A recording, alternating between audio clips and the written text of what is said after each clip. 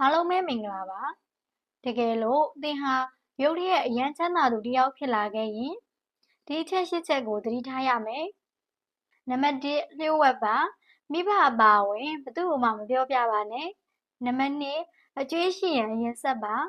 အကျွေးဆက်တဲ့အခါတခါတည်းအကြည့်မဆက်ပါနဲ့ဖြည်းဖြည်းချင်းဆက်ပါနံပါတ်3ငွေစုပါယင်းနှိမ့်မြုပ်နှံမှုကိုအလင်းလိုမလုပ်ပါနဲ့အချိန်တစ်ခုအထိမိတ်ဆွေတွေနဲ့ဆက်တူအလုပ်မလုပ်ပါနဲ့ပိုက်ဆံကိုအနည်းဆုံးနှစ်ဝက်လောက်အထိစုဆောင်းထားပါနံပါတ်4ပိုက်ဆံအားလုံးကိုလုပ်တစ်ခုထဲမှာမရင်းနှီးမိပါစေနဲ့ခြံထားပါလက်ရှိအလုပ်ကနေလည်းအလင်းလိုမထွက်ပါနဲ့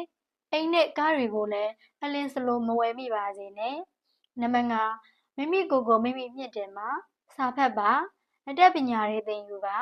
အရေးအချင်းမရှိရင်ဆုံးရှုံးမှုတွေတွေ့ကြုံရတတ်ပါတယ်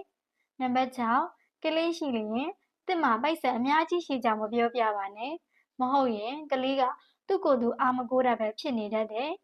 နံပါတ်9နှိမ်ချစွာနဲ့အေးအေးဆေးဆေးနေပါနံပါတ်10ဒီစာကိုဖတ်နေတဲ့သင်ဟာအကျိုးအကြောင်းပဲဖတ်မိနေတာမဟုတ်ပါဘူးသင်ရဲ့ကံကောင်းတဲ့အချိန်တွေရောက်နေလို့ဆိုတာမမေ့ပါနဲ့အားလုံးကိုကျေးဇူးတင်ရှိပါတယ်ရှင်